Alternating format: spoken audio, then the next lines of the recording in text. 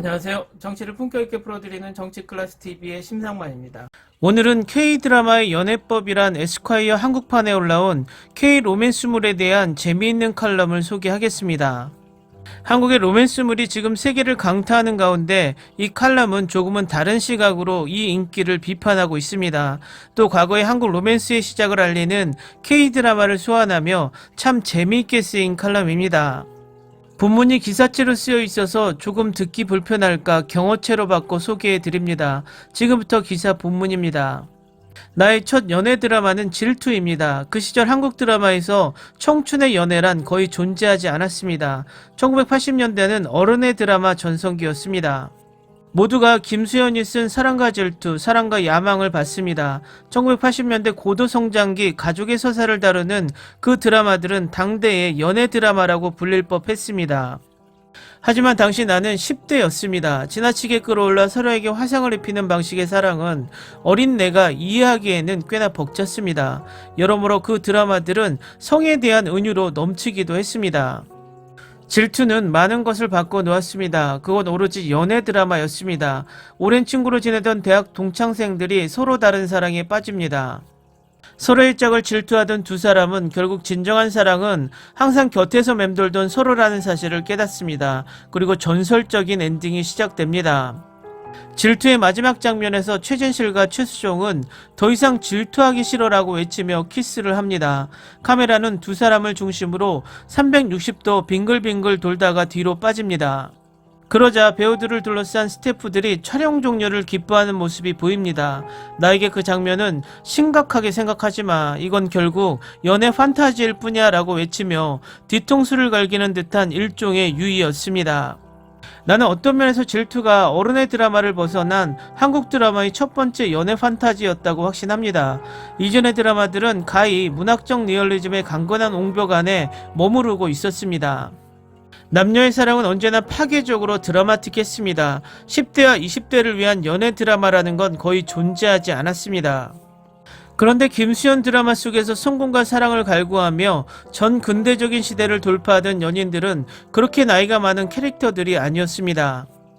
사랑과 야망의 주연 배우 남성훈과 차화연의 캐릭터는 20대 시절로부터 출발합니다. 많은 40대 이상의 독자들은 차화연이 오랜만에 고향에 돌아온 명문대생 남성훈을 자신의 것으로 만들기 위해 날 가져라고 외치며 옷을 벗던 장면을 기억하고 있을 것입니다.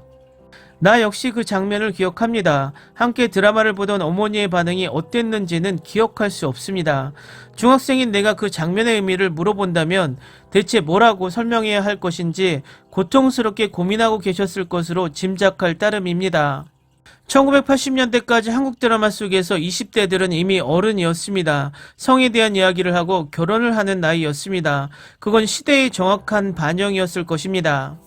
부모님 세대는 물론이거니와 나보다 겨우 10여 년 빠르게 성인의 나이에 도달한 세대는 나의 세대보다 훨씬 빠르게 어른이 되었습니다.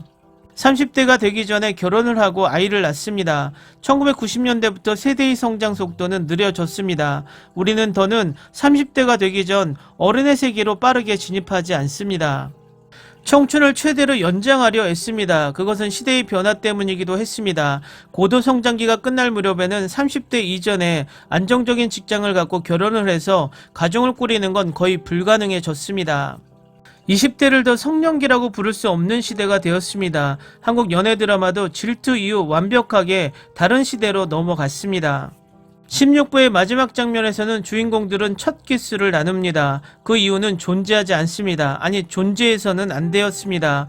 키스는 아마도 성적으로 이어질 테지만 누구도 그것을 보고 싶어 하지 않았습니다. 대신 한국 연애 드라마는 기나긴 전이의 순간만으로 채워지기 시작했습니다. 2022년에 우리는 무엇을 보고 있는 걸까요? 우리는 싱킹 모멘트들을 봅니다. 카메라는 닿을 듯 하지 않다가 겨우 닿은 두 사람의 손을 클로즈업으로 비춥니다. 그리고 드라마틱한 음악이 지나칠 정도로 달콤하게 깔립니다. 지금의 20대는 사랑과 야망 시대의 10대에 더 가깝습니다. 성장을 유예당한 시대의 드라마 속 청춘들은 한 번도 서로의 몸을 탐해본 적이 없는 순결한 소년소녀처럼 굽니다. 물론 한국 연애 드라마도 장르적 진화를 거쳤습니다. 2000년대는 윤석호의 시대였습니다. 가을 동화로 시작해 겨울 연가를 거쳐 봄의 왈츠로 마무리되는 윤석호 드라마는 지고지순한 순애보였습니다. 2000년대가 끝나자 연애 드라마는 그저 연애 드라마로서 존재하기가 힘들어졌습니다. 서로 질투를 느끼는 연인의 이야기나 순애보만으로 16부작을 채우는 일은 더는 가능하지 않았습니다. 그래서 연애 드라마는 판타지와 결합하기 시작했습니다. 김은숙의 시크릿 가든으로 시작된 이 흐름은 박지은의 별에서 온 그대로 폭발했고 김은숙의 도깨비로 절정에 이르렀습니다. 김은숙의 태양의 후예와 박지은의 사랑의 불시착 역시 판타지 요소는 없지만 리얼리즘을 완벽할 정도로 제거한 일종의 평행우주 속 사랑 이야기였습니다.